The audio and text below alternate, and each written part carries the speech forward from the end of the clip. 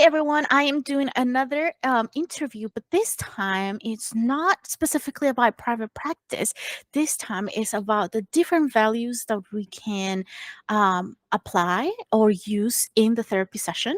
And I have very little knowledge of or experience in this area. So I found someone who had all of the experience and knowledge to share with us.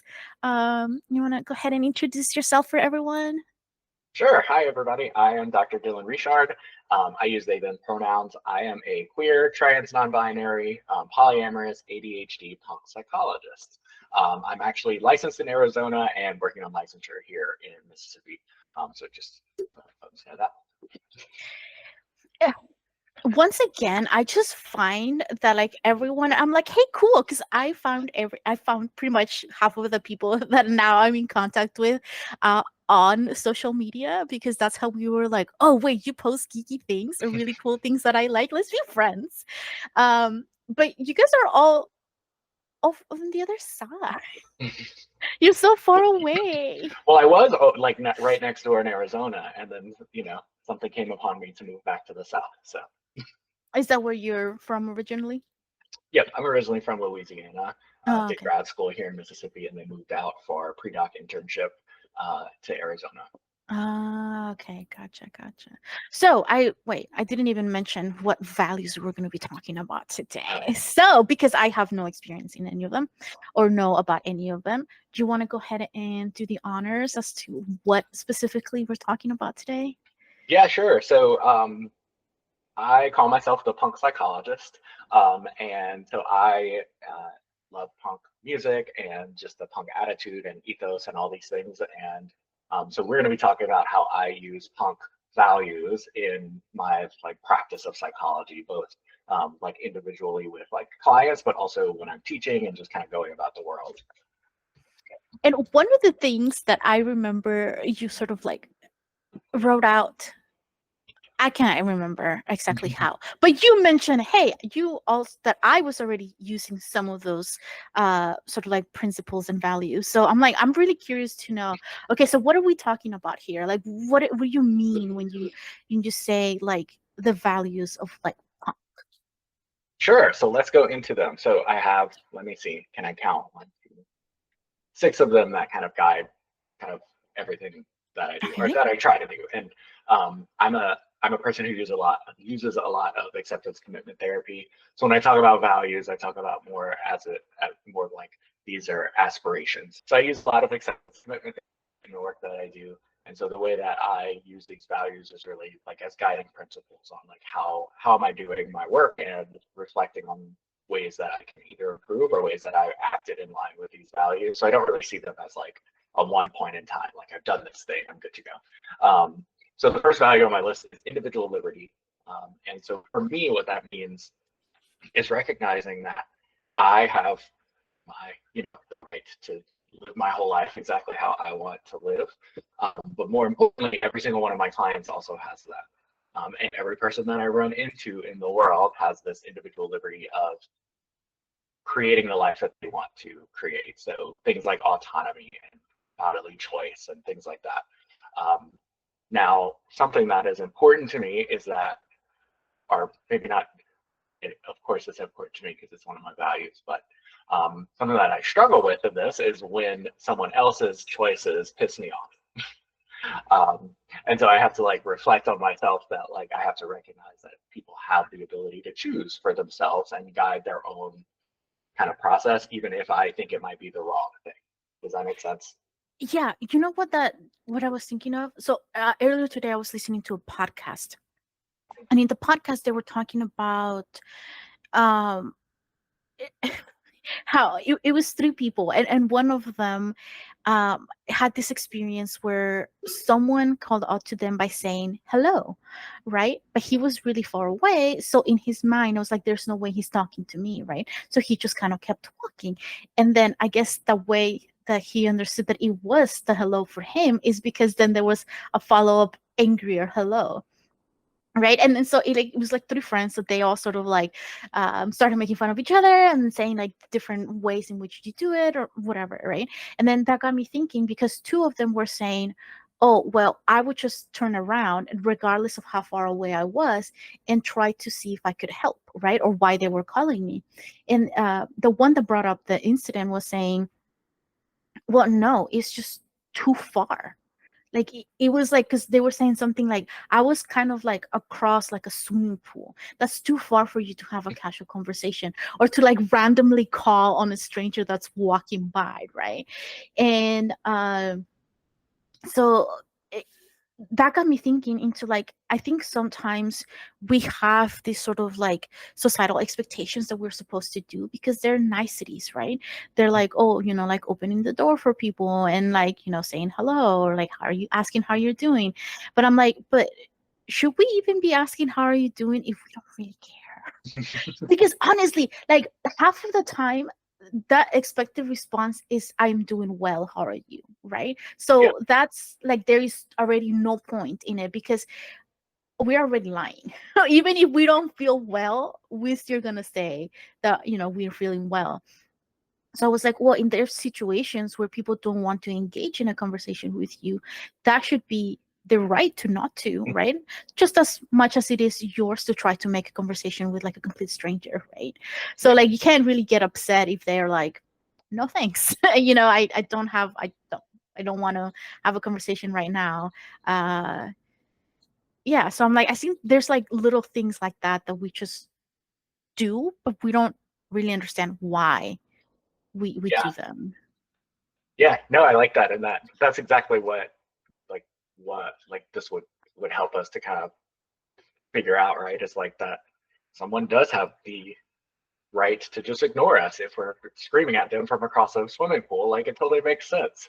I might be upset that like I'm being ignored, and also like it can make sense. It's also one of those that like helps me when I'm working with someone in therapy that has like a very different worldview or very different values than me. It helps me to recognize that like no matter what the other person is believing or thinking, um, I can still recognize that like they have the rights to do so, Mhm. even again if it makes me angry. Mhm.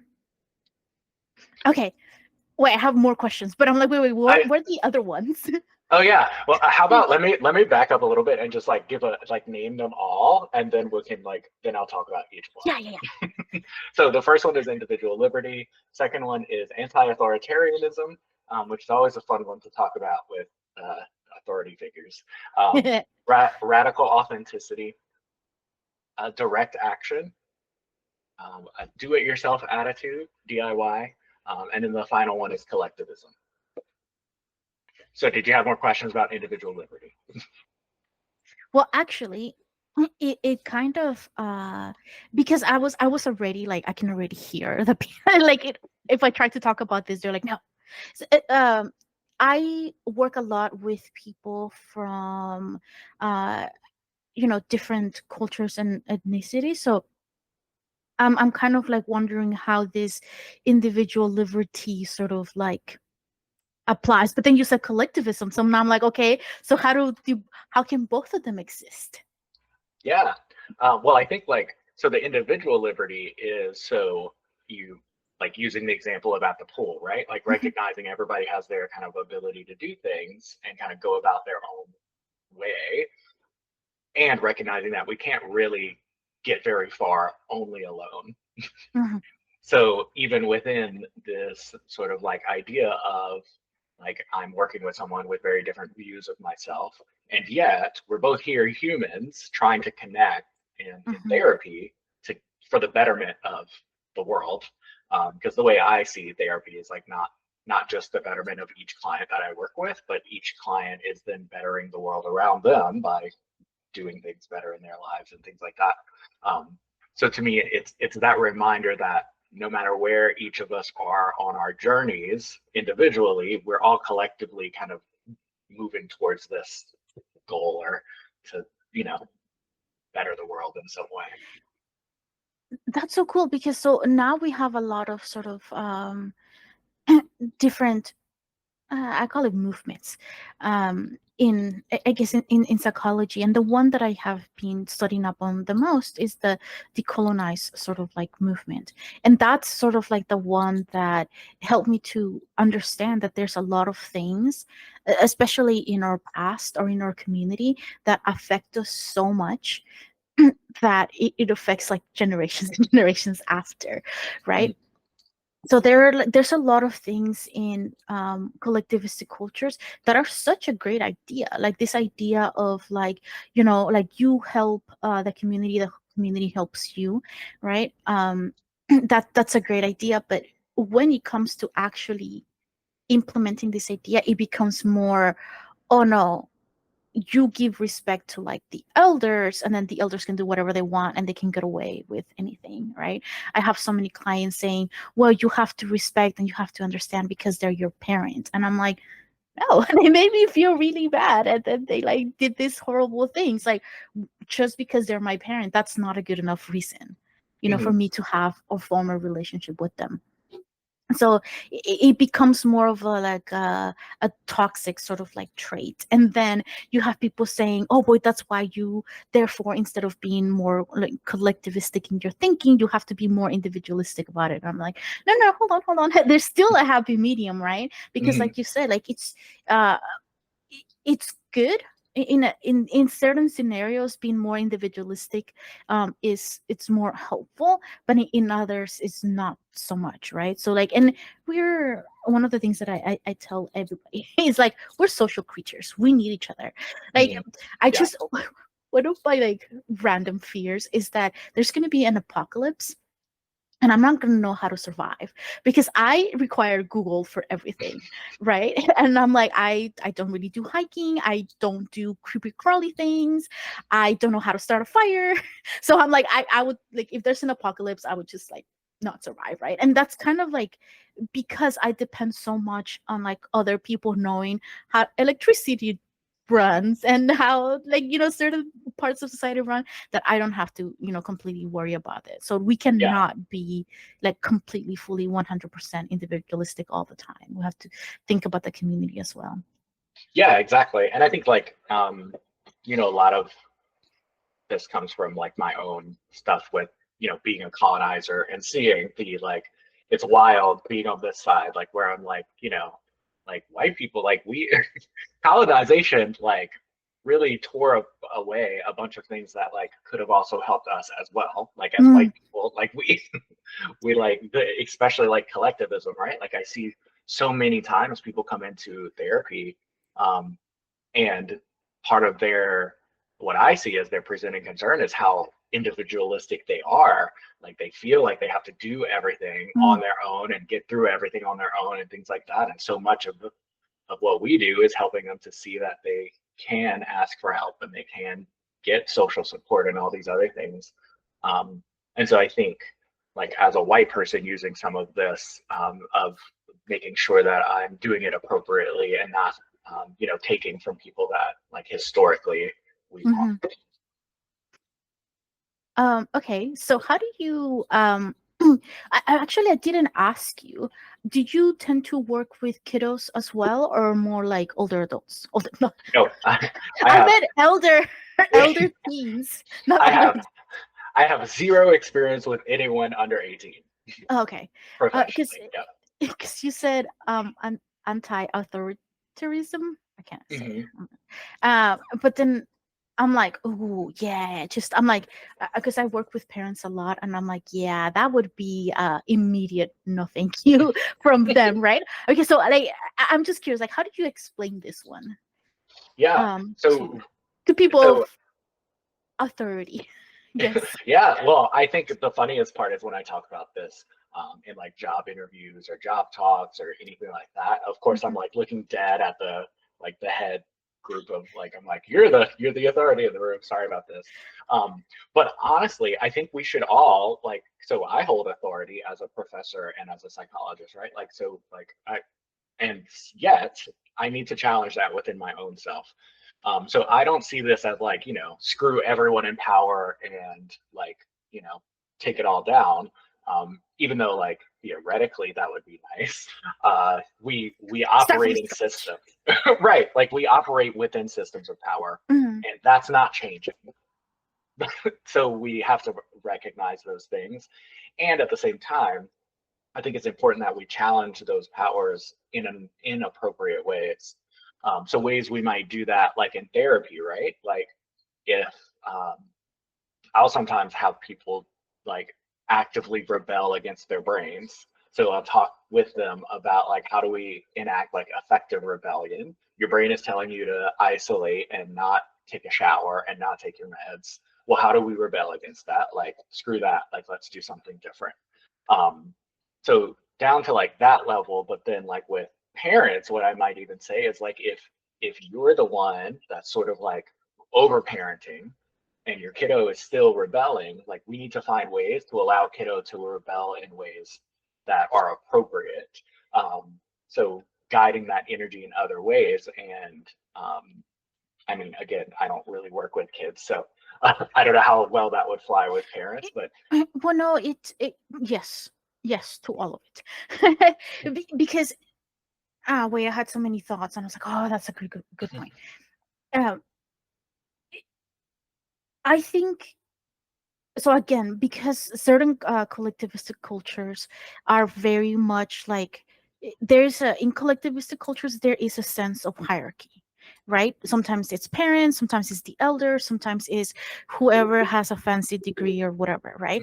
And then I tell people, I'm like, hey, listen, your doctor could have been that student that only got C's and barely passed, right?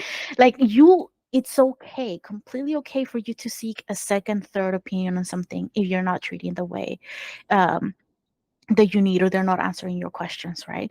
Like at one point, I went to a doctor's appointment with my mom, and I just I don't know. She just didn't want to go alone, so I was like, I'll hang out. I have my phone. I have internet. I can entertain myself while she's waiting or whatever. And when we were in the room, the the doctor came in and started talking to my mom, and my mom doesn't speak English, so they had someone else come in and translate. And the doctor was still talking when the nurse that was translating began to talk, and I was like, because I could understand both of them, and I was like, this is too much. And then I'm like, I can't imagine, like, even because it was two people talking at the same time, even if my mom could not understand one of them, I was like, it's still too much stimulus. Like, it's too much going on, and be like, why are you both talking at the same time, right?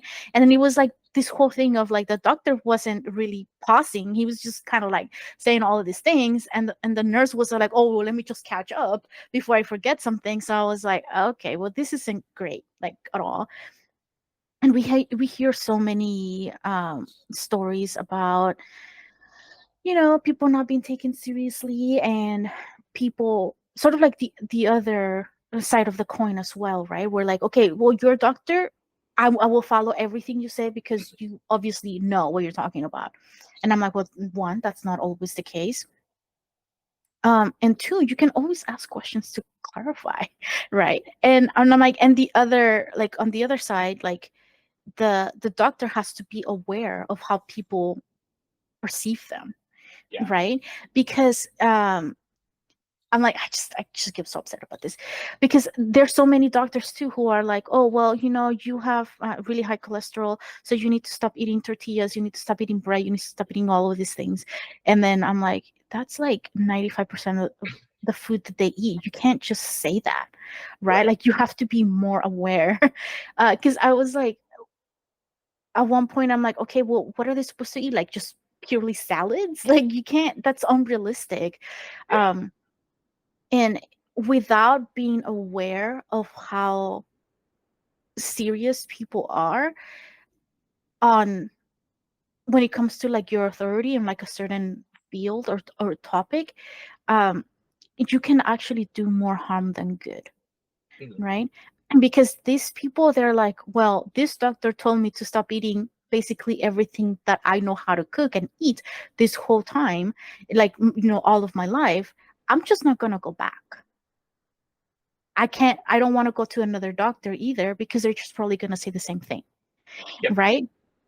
So I'm like, as therapists, we kind of have to be somewhat aware, right? And I always tell my clients, I'm like, hey, listen, this is my theory. You let me know if it's right or wrong. You're the expert in your own life.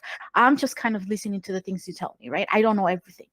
And sometimes I ask a question and then they're like, well, I don't really know. Do you have any suggestions? I'm like, no, if I knew, I wouldn't be here, you know? Yeah. So I'm like, we have to have that understanding of like, we don't know everything, right? Yeah. And I think like that's the important part for me too, is like recognizing that society gives me a lot of power as the psychologist. And so when I'm in a therapy session and I do say something, like I have to recognize the power of the words that I have, and how like I need to challenge that and like recognize like I'm very big about evening the playing field, as much as possible. I'm a little worse at that as a professor, just because like I do need to make sure that there is some sort of like level of power, because I Mm-hmm. do like, I grade, so like I do have a direct impact on people's like livelihoods. So Mm-hmm. whereas in therapy, I'm a little more like, this is a level playing field. Like, yes, I have a lot of power, and like, I'm your psychologist and I'm helping to guide you in these things. And yet I'm wrong a lot. Mm-hmm. And so it's okay for you to correct me and tell me that, or tell me that this isn't working, or tell me that you need a new psychologist because you just don't vibe with me. Like, level that playing field so that I can get you help. Because if you tell me, I don't think this is working, I need a new person, I can help you to find that next person, and I won't be like upset about that. Exactly. Well, I read it like yesterday. But I emailed someone and I was like, hey, after the first session they didn't respond. So I was like, hey, do you still want to like, schedule an appointment with me, or do you want to schedule it with someone else? Totally okay. I just want to make sure that, you are getting some sort of service, because what happens is that people get really busy, or, neurodivergent, sometimes forget, about the appointment. So I've usually, like, I give it a couple, like a week or two, and if I get no response from them, then I try reaching out again. And this one particular person answered, and they're like, I'm looking for something different than what I was providing. And I was like, perfect. Okay, I just wanted, and they had already contacted someone else in the like the main office of the practice that I work at. So I was like, okay, great. I just wanted to make sure that you are talking to someone and you didn't just fall through the cracks, because that's the worst thing. Okay, you move now. Okay. Okay. Yeah. Okay, now you can Yeah, the good respond. old Southern internet. So I think people get a little squirmy with anti-authoritarianism, but I think we should all have a healthy level of like challenging authority when we get, like things passed down from, like mandates or things like that, or new practices and things that we challenge that. I was trained in my PhD as a skeptic when it comes to research, so like I'll poke holes in anything, and I think there's a healthy amount of that versus there's the folks that we know that just don't work well with people. Mhm. And to me, that's not effective. Like, that's not an effective form of anti-authoritarianism, because we do need, like, of course, if we existed in a world where we could just dismantle all of the powers, that would be glorious. And yet we don't exist in that world. So like we have to, I feel like we have to recognize when we can only, like, we got to play the ball, like the game that we were given. So I totally went off on this tangent. I realized I didn't actually answer your question about parents and whether that's something that will work with kids. And I'm like, yes. But then I remember something else and I went with that. But because I heard this, it was like I don't know if they were like a psychologist or an expert in something else. And I don't remember what they were talking about, but I really liked what they said. They said that teenagers rebelling against sort of like parents, that's something that we need for survival, because just as experts don't really have all the answers, parents don't really have all the answers, right? And sometimes we need chaos or change to come and happen in order to improve our situation. Otherwise we will all continue like not growing or moving forward, right? So there is a healthy amount of rebellion that is needed in order for us to survive as a species. Yep, um I love and that. Yeah. yeah, and having sort of like that expectation of allowing your kids to rebel in their own, like in a safer way, gives them that sense of like, okay, I can be more independent and I can act individually from my parents, right? But they're still, we know, they're doing it like in a safer way. So I really really like that for parents as well. Yeah. And I see a lot of people talking about like systems therapy and inner child work. I love incorporating some of those things, but I think we overlook the inner teenager sometimes. And inner teenager sometimes needs that space of just total rebellion and anger and things like that. And so I think it's helpful for us to, and like again, I don't do child and adolescent work, but I work with adults with their inner teenager all the time, and just what that looks like. It's honestly it's the same. It's just, how tall they are sometimes. Yes, though sometimes I went like I was working with one of my previous master students, and they had a kiddo that they just couldn't connect with, and they were like, but they always talk about Roblox, and I was like, sit down with them and ask them to show you their Roblox, like whatever game they're playing, like just walk you through that, and they did that and came back and they were like, well, we've been playing Roblox, and the kiddo talks now, and I'm like, see, like why can't we do that with adults? Why is it then frowned upon when I'm like, let's play Minecraft together? Yeah, and I'm like, it's just so boring. And I'm like, yeah, we can talk and play chess at the same time or build a puzzle or color, Right. That's still fun. That's one of the things that I try to really push for with Psychology for Geeks is like whatever hobby you're into, do more of that because that's really helpful for our mental health. And for some reason, there is this sort of like idea, perception, I don't know what it is, that adults aren't supposed to have fun, that we're supposed to be more serious. And I'm like, no, Yeah. no, we also need to rest and have fun. Right. Somehow we can totally get behind the idea that like children and adolescents need play and like process through play. But somehow I think the world thinks that at 18, our brains just magically shift and we go, oh, well, now we have to be serious. Like there's nothing magical that happens at 18 that turns that off. Or 21. Yeah. Yeah, it's not. And prefrontal cortex developing at 25 also doesn't change much. That's what my brother was saying the other day. He said, like, listen, technically, according to some, he was quoting some research or something, and then he said, like, someone with ADHD or something, like a male ADHD brain doesn't like mature until like in their 30s or something like that. And I'm like, bro, no, own up your mistakes, bro. Like, you can't be like, it's my brain is immature. And also, Right. and I'm like, so what if you're a little immature for your age, as long as you're still responsible for all of the things, it's okay for you to be silly and and chaotic. Right. I encourage that. Yeah. Which I think is a good bridge into the next value of radical authenticity. Oh, that's the one Of I just missed. um of just existing. Like, so I tell people all the time that like I get told how real I come across and how how what is it called, not breathtaking, how a breath of fresh air it is to Oh have yeah. like a psychologist who's just like real and exists and things like that. And one of my favorite client quotes is I knew I was safe to tell you whatever that I needed to because you're weirder than I am. I love that. And it was, I told this person, I was like, I cannot tell you how big of a compliment that is because one, yes, I'm much weirder than most people. And like, that's the environment I want my clients and my students existing in, the place where they can just be completely real and tell me the deep, obviously students, I don't want them telling me all the deep dark things in their brain. Clients, obviously I want them telling me that, but like I want everyone that like comes in contact with me to feel like they can be real because I am real. And I really like always the places I feel like I have to edit myself over like way more than I should. Obviously, there's times where I do, I wear my psychologist hat versus when I'm like at a bar on a Saturday night hat. Like those are different versions, but I'm still very real and authentic, even if I'm a little bit more edited. So the one thing that I really dislike is people masking. because I've done it for so long that I'm like, no, stop. Just be Yeah. yourself. That's so much better.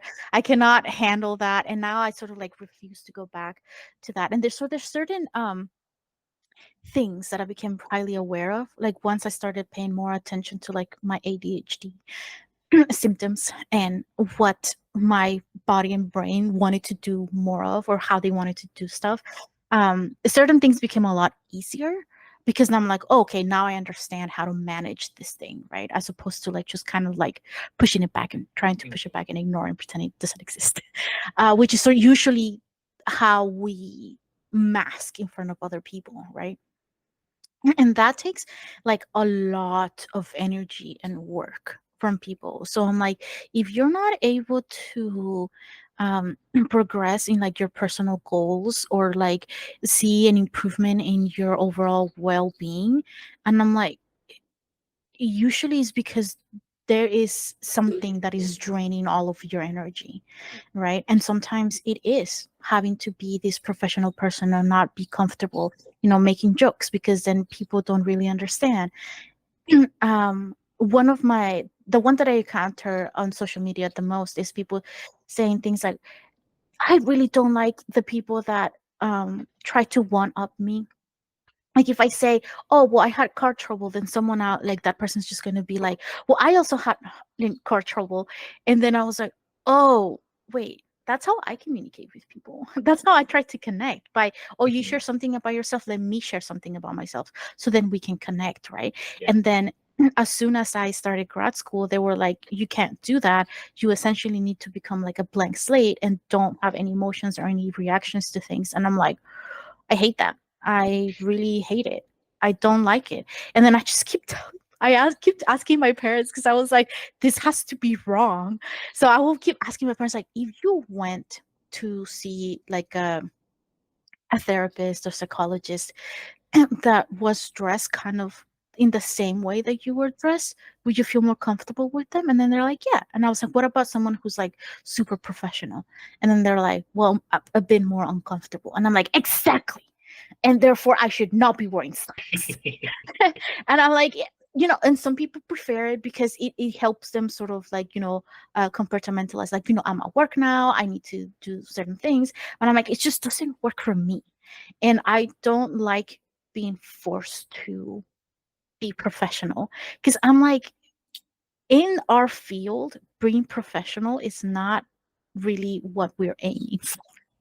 Well, and what does that even look like? Like, as a psychologist, what is professional? Like, because to me, professional means I'm meeting my clients where they are, and my clients are improving, and my clients enjoy what I'm doing, and like feel supported and all those things. Professional doesn't necessarily mean that like, some board is like looking at me and saying like, oh, they dress appropriately. Like, I really don't care about that. I care about the people that I'm serving.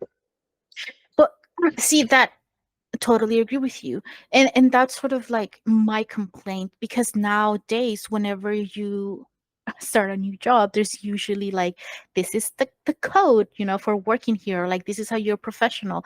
And then I'm like, me wearing shorts um or slacks or a dress isn't really going to affect that much, right?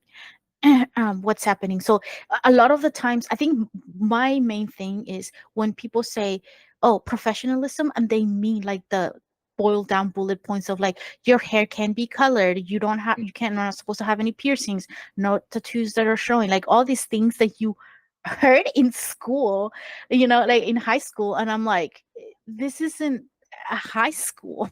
Yeah. Right? So, and I'm gonna sort of like repeat the same example that I gave you earlier, which was before we started recording. um, the last year, my supervisor was doing interviews for practicum students, and one of the practicum students had a visible like neck tattoo or something, and asked, "Hey, do you think this tattoo is gonna make it more difficult for me to apply for like an APA internship once I have to do that?" And once that question came about, because this was a discussion we had in group supervision, in my head I was like, no. Like, what does that matter? Like, you're not like your tattoo isn't gonna be doing the therapy. You're gonna be doing the therapy, you know. So in my head, I was like, no, it doesn't matter. But my supervisor said, yes, it does. Sadly, it does. And then I was like, why? And their explanation was something that I'm like, but it's not authentic. Like it still hints at masking because you're forcing yourself to not be yourself, right? And then I'm like, if you're more comfortable wearing slacks at work, great. If you're more comfortable wearing dresses or wearing skirts or jeans, then do that. Because I think we people feed from our energies, right? Like if we are very comfortable in our own space, we're going to encourage them to also feel comfortable in their own space, right? Because at one point I work with kiddos a lot, but I also work with adults, so sometimes I we were surrounded by like toys and I was like hugging like a stuffed animal. Yeah. And then I was like, oh, this must look so weird, like this 50-year-old person that I'm working with, like with kids, like they wouldn't care, but with adults, and I'm like, no, but this is who I am, and this is sort of like my comfortable space. If they don't necessarily feel comfortable in my space because they think it's too childish or it doesn't fit their comfort level, not worries. There are other providers that have different offices that you can go into. Yep. So what would be sort of like your response then, or how would you include radical authenticity in professionalism when someone Yeah. says, oh, like tattoos or piercings and stuff, or hair Right. color? And as a very I say overly tattooed, heavily tattooed and pierced person, I definitely resonate with that story. I think like the when I always question what do people mean when they say professional? Do they mean like a performance of straightness? Do they mean performing neurotypical? Do they mean performing white? Like what do they Mm, mean? Because usually there's some sort of performance that they're expecting or they're mm, wanting from that, which makes me very angry, and kind of challenging some of that when it's appropriate. And so like I recognize my privilege and like kind of power in that like I'm a professor and I like am like a psychologist, so I can challenge some of this. So I'm not a student, but when I was a student, um, it was very frustrating because I had a lot of visible tattoos and I did take out piercings and things like that. And now I'm in the spot where I can challenge some of those powers. So what I usually try to help with like students to navigate is that sort of power structure of there's certain things you have to sort of abide by as a student because you're existing in these powers. And you want to get, like, I want you to be a psychologist one day where you can do, you can have hand tattoos, you can do your whole thing, but mhm, we need to get you there before that. So it's one of those, like, I always talk to my students about how do we play the game. So the game of professionalism, like, okay, they want my hair up every day and they want me in slacks. Okay, cool. How can I still celebrate who I am and still have those pieces? So do I need toys in my office or do I need a stuffed animal? Like, how can I get around that and like still feel authentic in some ways? mhm. Um, but there is a super awesome paper that I alluded to before. So the title of it is No Regrets, Public Perceptions of Tattooed Mental Health Professionals. It was in the APA journal Professional Psychology Research and Practice. It's Zindenberg, Duktrisic, and Ulver from 2021. No, 2022. Um, so they actually did a study where they showed, I think it was two different vignettes, or three different vignettes of a clinician without tattoos, a clinician with like just general tattoos, and then a clinician with what they call provocative tattoos. Um, and interestingly enough, the general public perception of people like the tattooed mental health professional with like the provocative tattoos um, was that they were rated more confident, more interesting, more likable, and less lazy than psychologists with neutral tattoos or no tattoos. And so, although the participants rated the two tattooed psychologists as appearing less professional than the non-tattooed ones, uh, that didn't translate into negative feelings toward the tattooed psychologist or unwilling to seek services.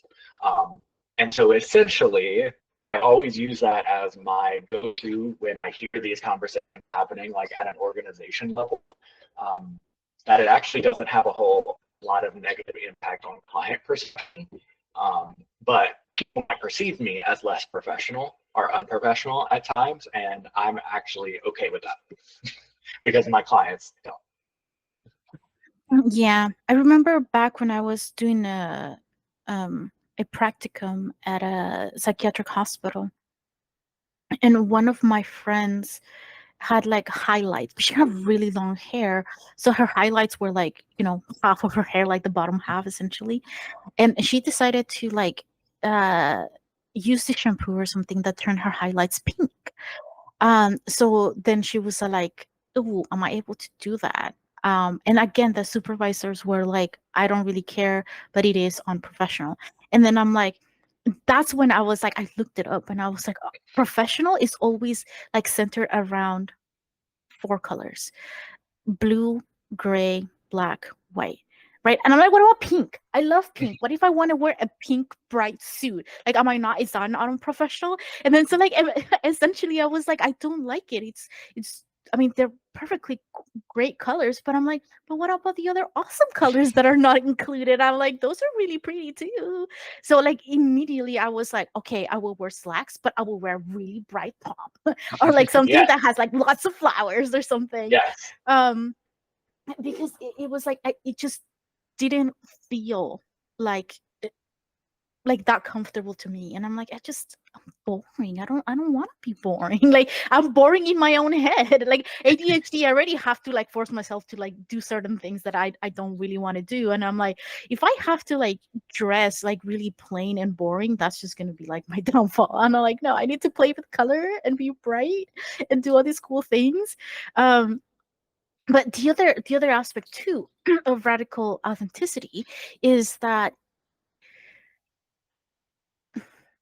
when you're neurodivergent, you see the world in a different way, right?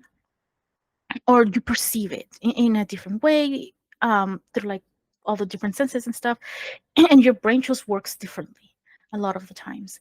And so because it works differently, sometimes you lose track of time. Sometimes it's really hard for you to keep your environment tidy up, but you're able to achieve so many other cool things outside of like cooking and cleaning and keeping things organized, right? But because those are sort of like the things that people tend to see the most, people become very upset, and then you start labeling you as lazy or like a slob, or all of these sort of like mean things.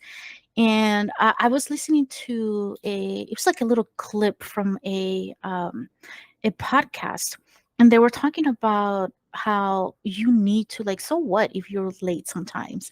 Like, so what if you're just not that organized? Like, it doesn't mean anything. Like, you can still be yourself and achieve like really cool things. And I'm like, well, part of the problem with radical authenticity in a sense is that not everyone accepts it. Mhm. So if I say something along the lines of like, "Hey, I'm so sorry, I have ADHD. I am trying really hard. I set 20 alarms. I have this whole thing that I do to keep track of time and be here on time." And sometimes it doesn't work. My boss can still be say, "Yeah, I don't really care. You're fired." And then I'm Mhm. like, I don't have a means of survival anymore, right? So sometimes radical authenticity can be really quite scary. Mhm. Uh, Especially you're in an environment that doesn't really understand or accept any of that. Yeah, yeah, for sure. And I think like one, I I see it as existing more so like within the paradigm of the power structure that's in place. So am I, when I reflect back, right? Like, was I as authentic as I possibly can without damaging like my work relationship, let's say, or something like that? Mm, And so for me, because obviously, like I go to school, and there's ways I have to go about myself versus like in my private practice, mhm. um, when I'm pretty like as authentic as possible there. And so I think like it's helpful to keep in mind that we we do sometimes have to wear those, like we do have to mask, or we do have to like kind of edit versions of ourselves to stay like in jobs and stuff like that. And at the same time, using some of the other things that I talk about to challenge some of those things. Like, do I have to, like, I don't have to have everything organized, or I don't have to like sit there with my computer and take all these awesome fancy notes, because I'm not paying attention if I'm doing that. But if I'm sitting there fidgeting and not making eye contact, I'm paying attention. Hmm. um, yeah. I like that. I like that of being like, okay, so how it's almost kind of like a challenge to ourselves, right? How authentic can you be inside this box so you can Mhm. keep your job, right? But at the same time, are you creating a space that allows people around you to accept and understand sort of like your point of view, right? And I think um that's sort of like the key for this particular value, I think, is that because we don't necessarily live in a community, in a society where this is going to be valued or seen as a good thing sometimes, but do we have a space, even if it's like online, where you're able to do that, Yeah. right? Because one of the things that I so recently, and totally blaming this on my sibling, he got me into watching streamers on Twitch and VTubers, and I became obsessed with them.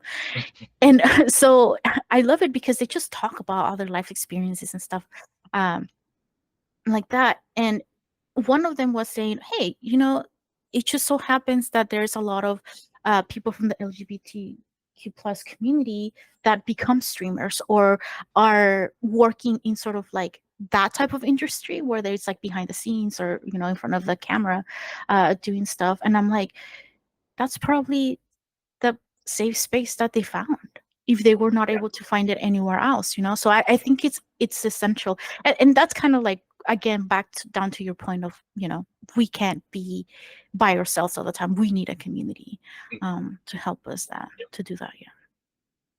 Yeah. And I think like the radical authenticity too, as someone with, some power in society, is, when I'm authentic, I'm giving other people the safety to do so. And so to me, like for my students, right? If I'm if I'm challenging some of the what it means to be professional at school, so that they don't have to, so that at least in my classroom they know that they're safe. Like I tell other professors all the time, like I love having students in my classes who are like crocheting and knitting and beading and all these other things. Because some of the most profound questions I've gotten during class have been from my like knitter way in the back, who just like is like rocking and rolling on like making a hat. Hmm. But freeing up enough space in their brain where they're paying more attention than some of the other students. Hmm. So, whereas other professors might have this, you can't be doing all these wild things in class, like being able to share that. Um, so trying to change other people's views by being like and allowing that authenticity and like sharing those stories can be powerful. Well, and it kind of leads to that, and I totally planned this. No, I didn't. And the other one you mentioned was direct action. Yep, that's the next one. I mean, that's essentially what we're talking about, right? Like, are you Yep. taking sort of, wait, is that, I'm just making it up here. Like, hold on. I'm getting all confused. What do you mean when you say direct action? There you go. So what I have noticed is in the world of psychology, we love talking about all these grand ideas of like how to change things or like what needs to do better. But then I notice like nothing changes. There's no actions that are behind these words. So I prefer like, yes, I noticed like classrooms need to be safer places. Well, guess what? I can directly make my classrooms a safer place. So to me, we should be moving these conversations from like these theoretical like ideals to, well, what direct specific actions can we take?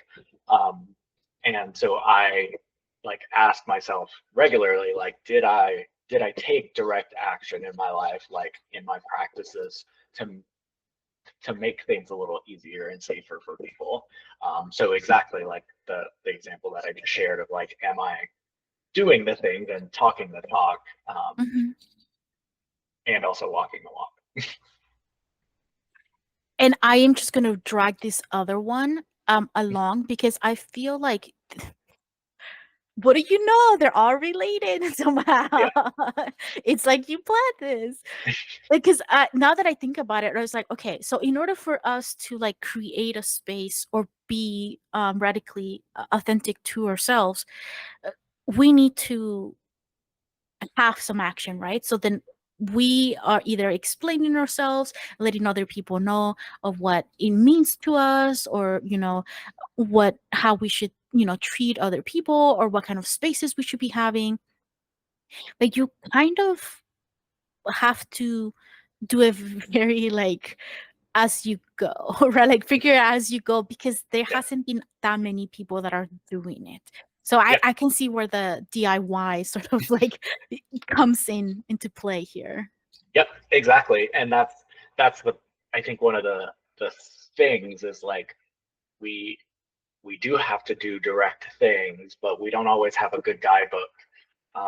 Like so I do a lot of like queer, poly, kinky type therapy. But there is no book. You will not find a very great like treatment book like manual for how to help people through polyamorous like relationships. Like we're starting to get there. There's lots of good books out there. Um, so like carving that path ourselves or figuring that out. One thing I love to help people conceptualize is the idea of imposters like syndrome. And usually I always ask like, do you actually feel like an imposter? Are you existing in a world or a workplace or a field that wasn't created for people like you to thrive? Because those are different things. I was not expecting to be called out like this. But no, but that is such a great point, right? Because a lot of the times when we think about or when we are feeling imposter syndrome, it's usually because, oh, I don't really look the part, or I don't have as many years under my belt as so and so, or like I should study more. And I'm like, so does everyone else in the room. Like you're not, because that's one of the things when I do a lot of parenting presentations in my local community, and when I'm talking to parents, it's often no, my awesome wonderful point just flew out my brain. ah Oh no, come back. ah. No, wait, what were we talking about? We're talking about imposter syndrome and not being in supportive environments, not being an imposter. Oh, We were yes. talking So one of parents. the things that I tell my parents is that I highly encourage them. I call them presentations, but I'm like, but ideally I want them to be conversations because I don't have any kiddos. I have experience working with kids. I have tons of experience like babysitting, and like I have knowledge I can offer you, right? And working with other parents and kiddos, but they live it, right?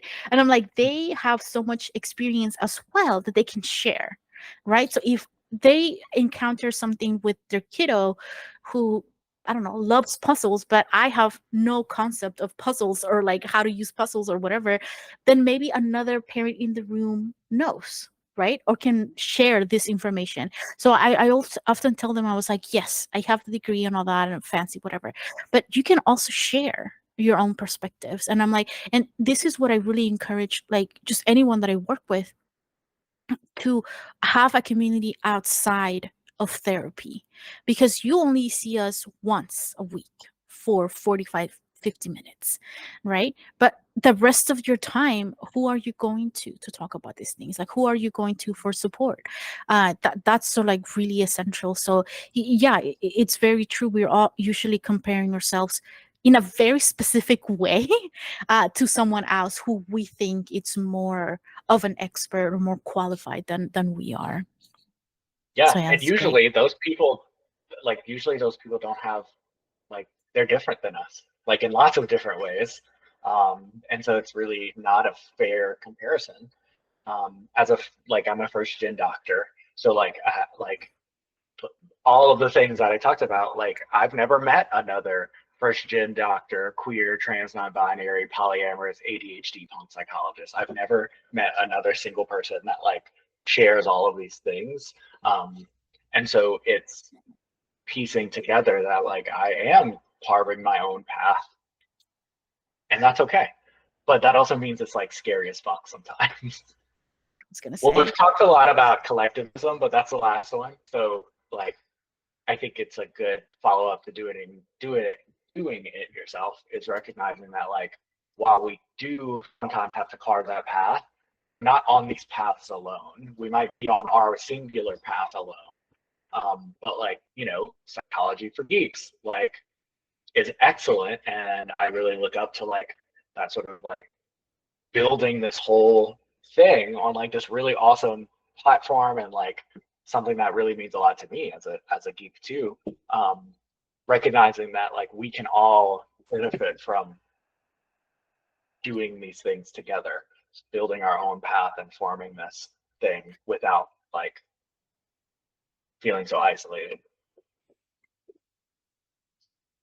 Yeah, because, and I think what I was trying to say is that I straight out tell people, I'm like, listen, I've been making up all of these things as I go. Like I'm like, oh, when I wanted to, because I always knew I wanted to do a nonprofit.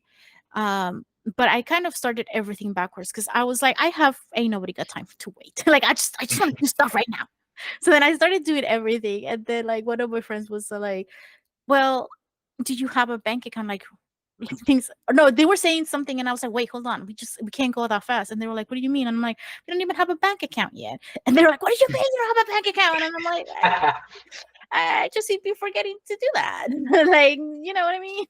so like it's not perfect, but one thing I would say to someone who is trying to like carve their own path, regardless of how it is, there are people, like you said, who are doing something similar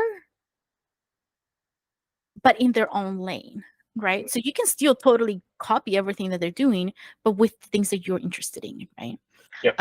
So it makes it a little bit easier. And this whole idea of like, having community or asking people, because that's kind of how I got started. I was like, I knew I wanted to open my own private practice. And I'm like, I have no idea how any of that works, how like the behind the scenes of therapy, like the business of it and works, right? And so I was like, oh, well, who does? And then I was like, oh, there's these really awesome like 2-day sort of like workshops where they tell you everything you need to know about your own private practice, and it's $500. And I'm like, I just graduated and have zero money in my account and I owe so much money, and I'm like, I can afford this. So then I just started reaching out to people and I was like, hey, can I interview you, like, and would you be willing to like give advice to like the people? And honestly, that's how I've collected a lot of the information that I have, or be like, hey, anybody know how to do this one thing? And then usually someone does, right? So again, this is why it's so important for us to have some sort of community that support us, right? Outside of work, outside of our family. And Yep. this I is what always give the so when I go ahead, go ahead. when I get here and like talking about this, I always talk about like when you're at a punk show or a metal show or any show with like a mosh pit. Um, like the rule is if someone falls down, you stop and you pick them up and make sure they're okay, and then you throw down still. Mm-hmm. And so to me, it's like there's so much. And again, to go back to the idea of punk things, like all of these things are kind of reflected in punk music and punk shows, and some of the most profound like spiritual experiences I've ever had are at like really shitty like punk house shows. And like because it's amazing and it's so cool to see people connect in these ways. And like even when you're like throwing and punching and like literally wrestling in a like during a show, like there's still that idea of, well, we're in this together, we're doing this thing together, and we're connecting in this weird wild way. Mm-hmm. And so like we do have to remember that we are in this together and we can't do it alone. And as the good Zelda quote is, right, it's dangerous to go alone. So take all of these values with you and apply them. Yep, exactly. And that's what I mean by like sometimes when I talk to people about this, they start recognizing the ways that they actually do some of these things. And either they connect with it and they're like, oh, wait, I am a punk psychologist. And I love that, because I think like if that enlightens you, if that encourages you, and you're like, you know what, yeah, like fuck yeah, I want to do a little bit more of this, then that's the goal. And that's, to me, the beautiful part about it being values based is like you don't have to adapt this whole like framework of like thinking through or conceptualizing. You can literally just say like, these are some of my values and I want to incorporate this more, versus like this is a like theoretical framework that I have to fit into, because it shouldn't be a mold. Yeah, I don't like molds. Um, even my sometimes I tell my the people I'm working with, and I'm like, sometimes even I rebel against like my own brain. Like my own brain Yep. tells me, we should be doing this, and I'm like, can't tell me what to do. Can you Yep. brand my what Exactly. to Yep. Yep. Especially with having any sort of chronic mental health condition, it's like sometimes it's my ADHD trying to tell me what to do, and that's never gonna fly. Yeah. Yeah, so I like that because I have this for for dumb things. I have like this competition with my sibling about who drinks the more tea in the house, because I I would like it to be on record that I'm the one that showed him how good tea is. All right. Does it matter that he drinks more? No, because now I'm drinking more tea, so I can one up him. And I just get like competitive about things like that. And I was telling a friend of mine that like my sibling and I, we have a very good relationship, and we are sort of both trying to help each other, with our own separately healing journeys and stuff. And he recently started exercising, and I dislike exercise very much. But then, like every time he exercises, he would just like brag to me about how healthy he is and all of these things. And I'm like, you know what? You can't one up me in one thing. I will start exercising. So like it becomes this thing where we're like both like bullying each other into like being better because we're more competitive like with each other. So um that's the type of um I guess value that I want other people to sort of like understand, where when we're talking about like going against authority and stuff like that, that's kind of we don't Yep. actually mean like set things on fire and things like that. No, Right. I mean, and certainly we could talk all day about like yeah. anarchy and things like that. And I recognize that like that wouldn't be, again, it's all about like how do we like we're trying to be effective in psychology, right? Like that's a big part of the goal. And so like we can't be effective by like burning everything to the ground. But if I need to, like if we need to burn something to the ground or challenge something or call something out for being problematic, we absolutely will. But for the most part, it's more of like that like effective rebellion, and how do I challenge these things appropriately within the power structure that exists and change things along the way. So if people are also interested in either um learning more about this or collaborating with you or reaching out to you for therapy or whatever, where can they find you? So I have a website, thepunkpsychologist.com. It's just really just a glorified bio for now. I also have my Instagram account, which is now open again. So I am on a fun professor watch list. So I sometimes go a little dark in terms of like I block everybody, but right now it's open. So if you want to give me a follow, go ahead and follow me. It's the Punk Psychologist on Instagram. Um, and then through that, and then I also have, I'm part of a private practice. So I work with Wombat Mental Health Services out of California. Um, and so you can That also find, hold on, that has to be like the coolest name for a practice. That is so cool. Sorry. so yes, it was founded, our CEO is a doctor of social work, and that's their name is Wombat. Oh, Like okay. one of their names. So Wombat Mental Health Services is excellent. Check us out.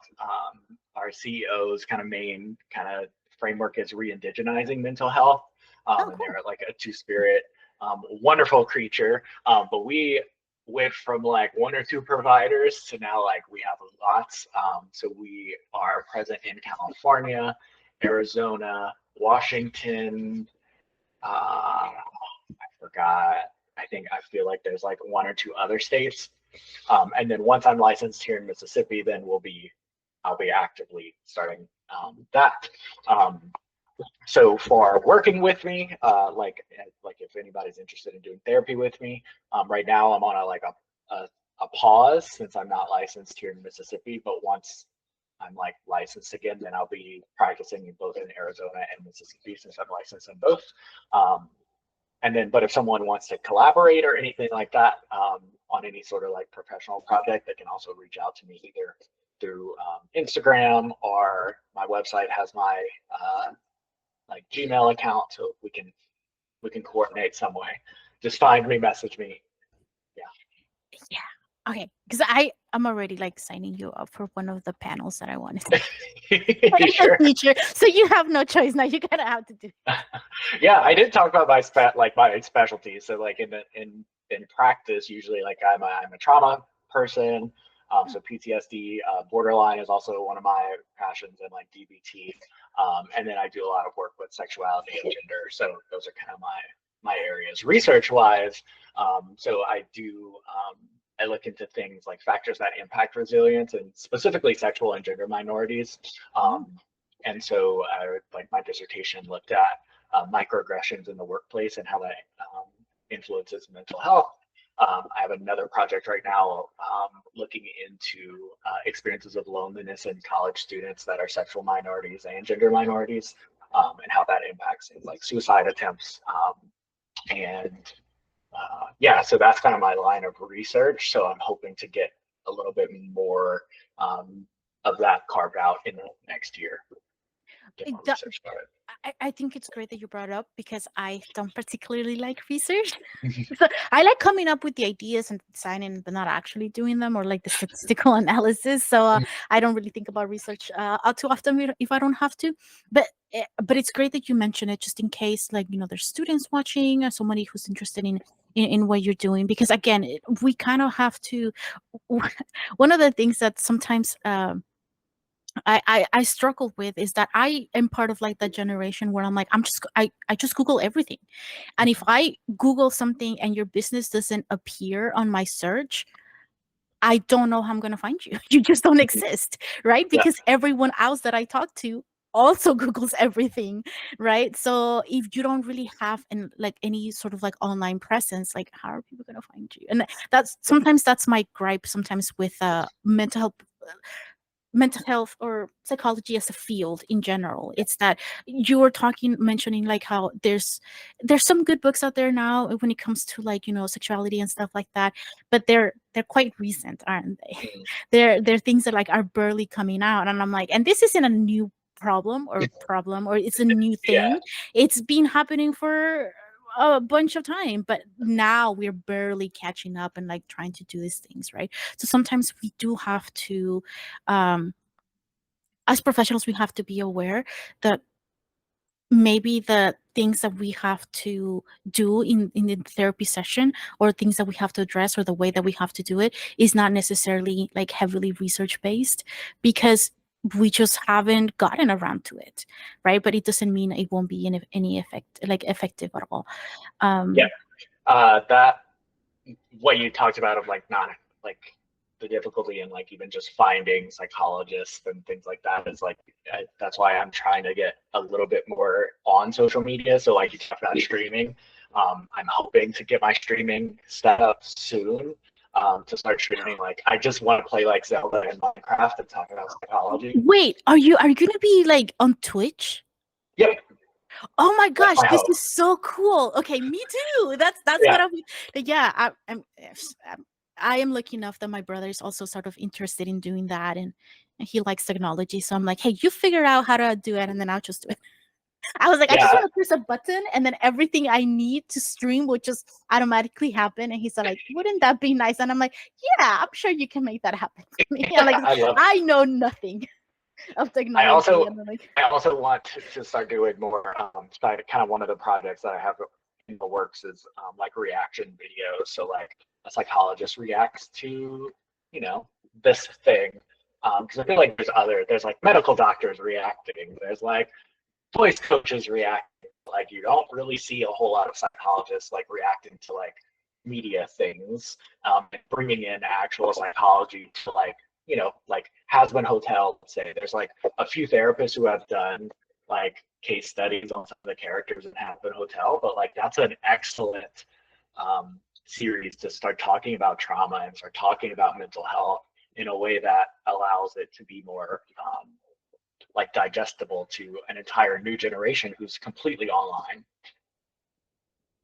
So I don't want to take too much of your time because I'm like, oh, we could talk about so many cool things, and but if we do that, we're gonna be here for forever. And I'm like already thankful that you're taking time of your precious weekend to geek out with me for a little bit. So you already mentioned where people can find you and all the stuff. It sounds like you are open to collaborating and others reaching out to you, so that's great. And if you missed it, all that information is going to be in the description below, so no worries on that. Oh, before we go, is there anything in particular that you really wish people knew in terms of like the punk lifestyle?